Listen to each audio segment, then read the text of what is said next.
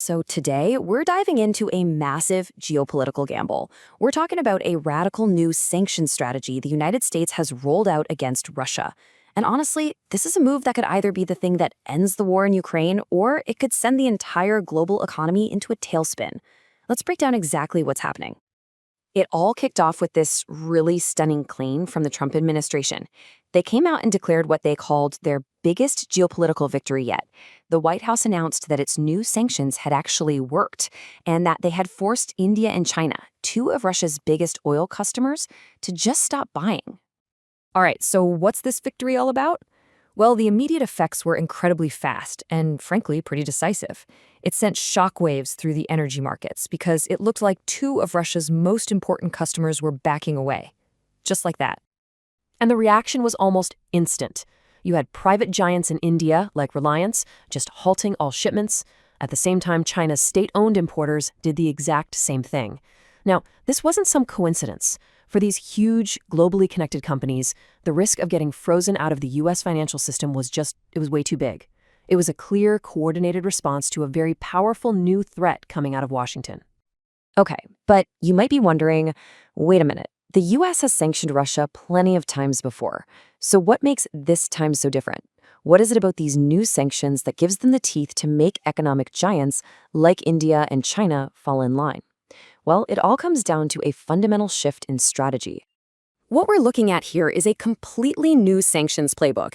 This isn't just turning the screw a little tighter. No, this is a much more aggressive and, to be honest, a much, much riskier approach than anything we have seen before. And here's the core of that change. See, before, sanctions were mostly aimed at the Russian government and its state-owned companies.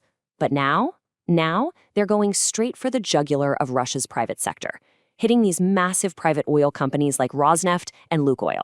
The message here is crystal clear. Absolutely no one is off limits anymore. So how does the U.S. actually enforce this on a global scale? They use this incredibly powerful tool called secondary sanctions. And what that means is simple. It's not just the Russian companies that get punished. The U.S. will now go after any company anywhere in the world that does business with these newly targeted Russian firms. It's basically the U.S. turning its own domestic policy into a global mandate. And if you don't comply, the penalties are severe. I mean, we're talking about your company's assets being completely frozen, individuals from your company being banned from ever entering the U.S., and then there's the financial nuclear option, being totally cut off from the entire U.S. financial system. So now you can see why companies in India and China reacted so fast. The risk of not complying is just way too high. All of this really sets the stage for what is essentially a massive, high-stakes gamble by the Trump administration. They've put an incredible amount of pressure on the entire global economy, and they've attached a very specific, very public timeline to the whole thing. But this all leads to the one question that really matters. The goal here isn't just to mess with oil markets. It's to force Vladimir Putin to end the war in Ukraine. So, will all this unprecedented economic pressure actually be enough to make that happen? Well, when he was asked about it directly, Putin's response was completely defiant. He admitted the sanctions are, and I'm quoting him here, very serious. But then he was unequivocal. Russia will not stop. This is a pretty clear signal that just causing economic pain might not be enough to change his military plans. And in response to Putin's defiance, President Trump basically started a countdown. He just said, let's see in 6 months. And just like that, this 6-month window has become the critical timeline for this entire strategy. It's like a public dare to the world to see whose will is going to break first. But you know, this 6-month clock isn't just about economics. It actually lines up perfectly with a parallel military plan. The idea is for the U.S. to supply advanced Tomahawk cruise missiles to NATO allies, who would then pass them on to Ukraine. Now, these are complex weapons. According to Trump himself, they require about 6 to 12 months of training. So the economic pressure and the military pressure are designed to reach their peak at the exact same time. Of course, an aggressive strategy like this doesn't happen in a vacuum. It's creating these huge ripple effects around the world, forcing both allies and rivals to completely rethink their relationship with the United States and the global systems it leads. The most immediate risks are, of course, economic and political.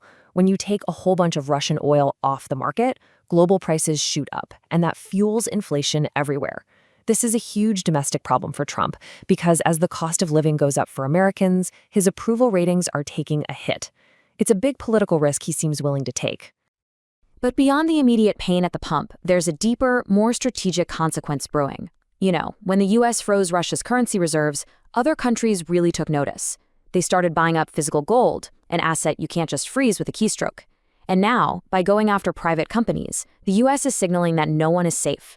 This is pushing countries, especially big powers like India and China, to speed up their plans to become less dependent on the US dollar and the whole US-led financial system. The collateral damage to key American alliances has been really severe. The strain has gotten so bad that you're seeing headlines in major foreign policy magazines openly asking if Trump's actions have effectively killed the Quad. And remember, that's that critical strategic alliance between the US, India, Japan, and Australia, specifically designed to counterbalance China. And if you look specifically at the US-India relationship, the breakdown is it's stark. The annual Quad Leaders Summit canceled for this year. A planned state visit to India by President Trump, also off the table. And this is all happening on top of the trade tensions and now this new pressure over Russian oil. It's really pushed this key partnership to its lowest point in years. So here we are, right in the middle of this 6-month high-stakes global test. The question is, will all this immense pressure actually work? Will it end the war and lead to a more stable world?